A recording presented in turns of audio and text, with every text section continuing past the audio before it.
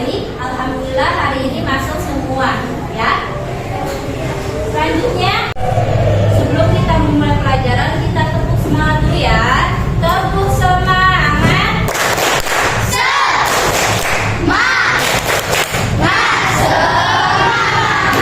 Oke, masih semangat hari ini?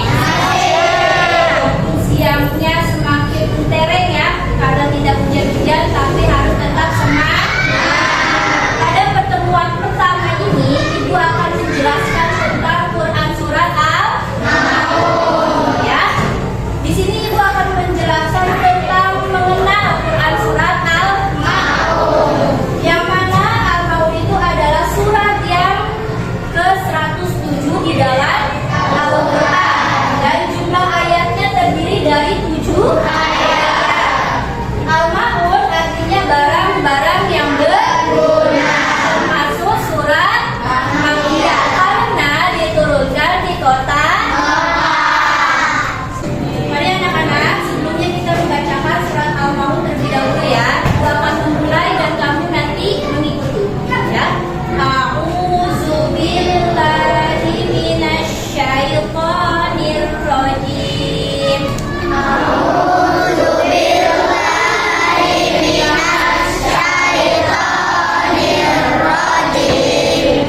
Ara'aital ladzi yukadzibu bid-din. Yamna'una al-ma'un.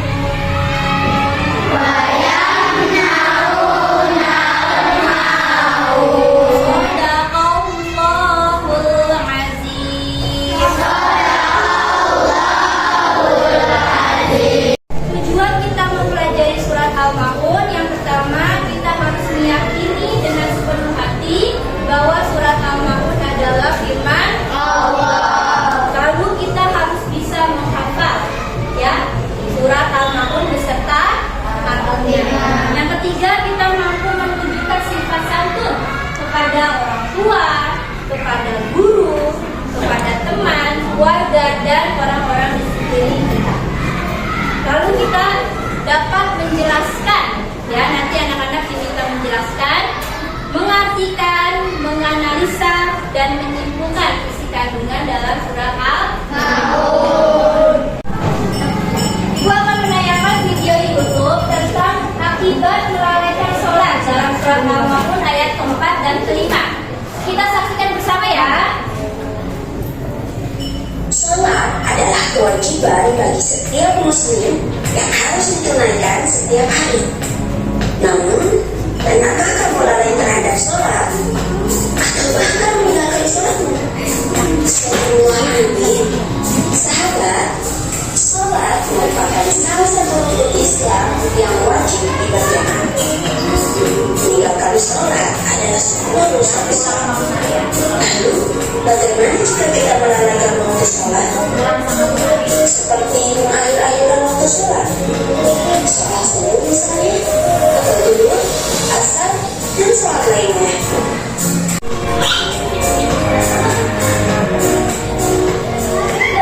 Baik, itu tadi tayangan kita tentang surat Al-Maun mengenai orang-orang yang lalai dalam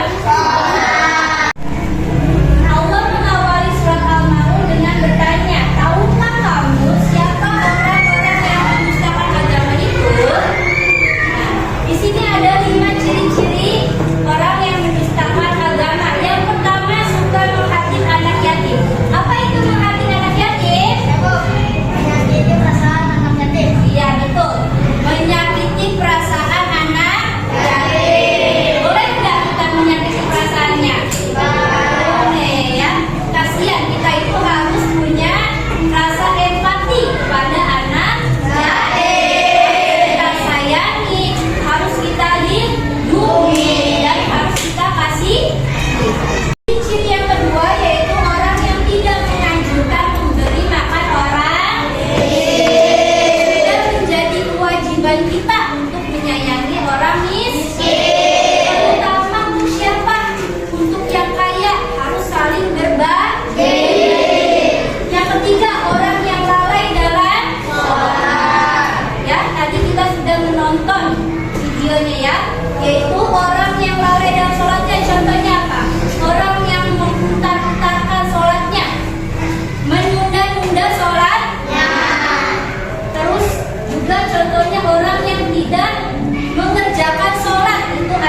ciri-ciri orang yang lalai. Celakalah bagi orang yang lalai dalam sholatnya, ya. Ciri yang keempat yaitu orang yang sholatnya riya. Apa itu riya? Berbangga diri. Orang yang ingin menunjukkan sholatnya atau dipamerkan kepada orang lain. Zaman sekarang orang sholatnya pengen dilihat. Gimana cara lihatnya? Di-upload di sosial media. Lagi sholat katanya. Tahajudnya dipoto lagi sholat. Boleh nggak kayak gitu? Boleh. Itu namanya sholatnya dalam keadaan pengen dilihat sama orang lain. Ciri yang kelima yaitu enggan memberi bantuan dengan barang yang berguna.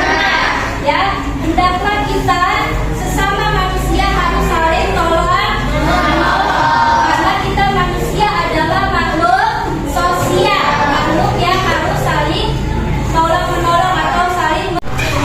Alhamdulillah telah selesai materi pertama kita tentang Quran surat Al-Ma'un. Sudah jelas anak-anak? Sekarang ibu akan memberi pertanyaan. Ya, siapa yang bisa menjawab nomor S? Soal yang kedua, surat Al-Ma'un tergolong surat Makkiyah karena betul tidak? Diturunkan di kota Mekkah. Yang ketiga, bagaimana bunyi surat Al-Ma'un yang kelima? Ya, bagaimana Azam? Betul atau tidak? Pertanyaan terakhir, sebutkan isi pesan surat Al-Ma'un. Siapa yang bisa? Baik, Mustika, apa?